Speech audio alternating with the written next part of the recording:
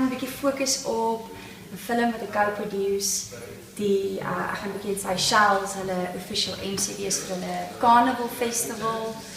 Natuurlik my klere reeks. Ek werk al klaar aan my 2015 fashion show en ook nou my eerste trourok design vir 'n meisietjie en haar bridesmaids rokkies en die Face of Angelique Gerber wat ek so opgewonde is oor. Ek kan nie wag om 'n pad te stap saam met hierdie meisietjie en regtig net terug te gee vir iemand en vir haar dinge te leer van die industrie en jy weet dat dit harde werk is, maar ook lekker kan wees as jy dit saam met die Here doen en die Here is jou business partner.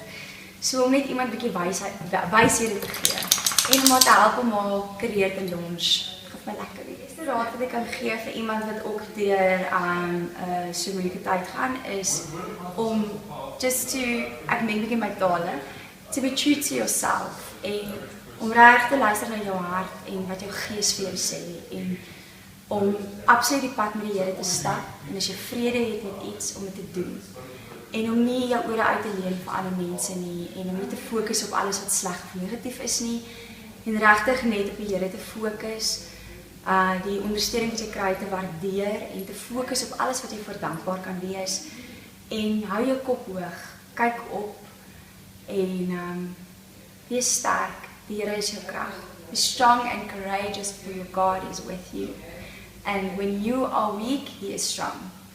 So baie sterkte en ja, ek is lief vir julle almal.